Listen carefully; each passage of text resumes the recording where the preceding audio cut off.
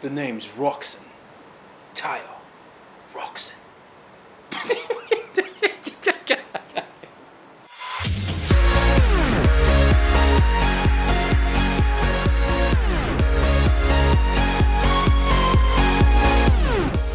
Welcome, everybody, to another episode of Use Your Difference, the place to be if you want to take your culture awareness to the next level. So, what are we talking about today? Today we're talking about how to learn a language without actually going to that country. So a lot of times, a lot of businesses, especially if you're in a multinational company or you're in a fast-growing startup, you might find yourself in a position where you have to move to a foreign country. But one of the best ways to connect with people in the foreign country is to understand the language. So how do you actually learn that language? If you talk to a man in a language he understands, that goes to his head. If you talk to a man in his own language, that goes to his heart. The great Nelson Mandela.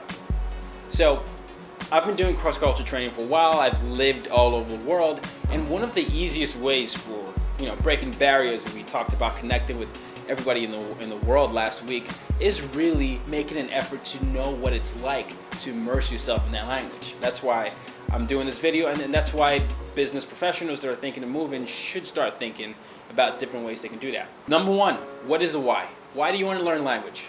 Do you want to learn language to be cool? Do you want to learn language for professional advantage? Do you want to learn language because you're moving to a country, you're getting married to someone in that language? Or do you want to learn it just because you like to challenge yourself? You've got to understand your why, because as someone who's learned languages and is learning his third language right now, how do I say this? It becomes easier for you to quit if your why isn't strong enough. So what is my why? I live in New York City. The place I live, there are a lot of Dominicans. Spanish is the second biggest language in America. I want to contact and reach and touch the lives of 3 billion people in the world. I already speak French, so French gives me access to North Africa and West Africa and parts of Europe. While if I learn Spanish, cuando aprendiendo español, porque hablo español ahora, entonces, no. As I'm learning Spanish, the mission for me is to get more connected to people that live in America that speak the language, but also a lot of Latin America and a lot of Europe.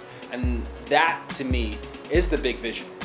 I started learning Spanish two months ago, and now I'm able to have conversational Spanish. Number 2, you've got to change all the settings in all your electronic devices ASAP. So my phone is all set up in Spanish. Your computer should be set up in Spanish. The newspapers or the online websites, at least, if you can't do it, 100%, make sure it's like 50-50, where you're reading Spanish stuff and you're listening to Spanish radio. And don't worry about not understanding it. Get in the habit of doing 30 minutes a day of getting adjusted to the speed of the language, because a lot of times when people learn a different language, one of the things that people say is that as they're listening to native speakers, it sounds so fast, right? So make sure your ears are adjusted to the speed of the language. So the simplest thing you can do is set up your phone settings, and then you can graduate to the computer and the phone, and then you start picking up on different, things like newspapers and daily blogs. So do that. The third thing is pick up podcasts. There are many podcasts and free language learning tools. For me, if you're learning Spanish, pick up Coffee Break Spanish. There's a whole archive of people from beginner level Spanish to now, and you don't have to spend as much money. And if you're learning French, also Coffee Break French. Coffee Break has got a lot of different languages that you might be interested in learning, so look them up. That's another way for you to just sort of get used to the basics, but at the same time, make sure that you're also, practicing with native speakers. So this is where you're learning a language with a podcast and training your ears, but you're also pairing that up with practicing with native speakers, so you get used to the speed that you've been listening to on the radio in the previous tip. So how do you find native speakers without traveling? I use Ripe. Now, Ripe is a platform that allows you to speak with Spanish native speakers as well as French native speakers.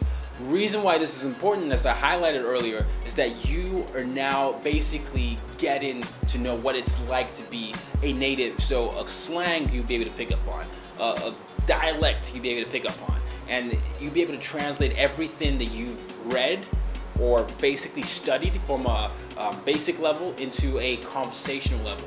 And that is many times the key to speaking and connecting with people in different countries. Because if you can talk on a conversation level, that's way more important than really understanding the grammar, because that builds the rapport, and you're able to just basically pick up on nuances that you might not have otherwise if you were just reading. So look up Ripe if you want to study Spanish or French, and then I'm going to put a few images of some of the other ones. Buzu is one that comes to mind, but then I'm going to make sure that you can see other options as you're looking to expand your language learning repertoire into different languages, because I realize that not all of you want to pick up Spanish or French. The great thing about having regular conversations with native speakers is that they become your accountability partners. And accountability, as many of you know, is one of the key ways to actually make sure you achieve your goals. So when you're talking with your coaches or your native speakers, make sure you tell them, hey, I have 6 months to get here. Make sure you put a number to the goal that you want to achieve, and let them keep you accountable. Let them keep you accountable. One thing that I forgot to add earlier, before accountability partner, is make sure you watch whatever you want to watch, TV shows or movies in whatever language you're trying to learn, and have the subtitle of your native speaker, of your own language. So for me, I'm learning Spanish. I always have English subtitles as I'm watching Spanish movies or Spanish TV shows. It's very, very important. It trains your ear. I cannot emphasize training your ear to the speed enough. And the last tip that I'll share is always boost your vocabulary. Make vocabulary actually a daily process. In addition to everything that I've mentioned before, vocabulary should be a daily learning process. And the best way to do this is to use apps like Duolingo or Memrise. Major key. Vocabulary, so key. It does wonders to giving you confidence to say things, because if you can say everything that you can say in your native language, in the foreign language, you're gonna be more confident to say what you want to say anyway. There you have it. Those are tips for immersing yourself in a language without going to a country. Make sure your why is bigger than everything that you're trying to do. Make sure your why is strong enough to drive you, to keep you motivated. Immerse yourself by changing the settings in your electronic devices, and just make it a daily or weekly habit to pick up content in that language that you're trying to learn. Make sure you're practicing with native speakers, and also boost your vocabulary with the apps that I mentioned before. So I want to learn from you. I want to hear what you think. What are ways that you have picked up a language without actually going to the country? What are ways that you are using your new language to make new friends? Let me know in the comments below. And if you like this video, tell a friend, share, and like it. I would deeply appreciate it. Please, please do it. So hit the subscribe button. And till next week, use your difference to make a difference.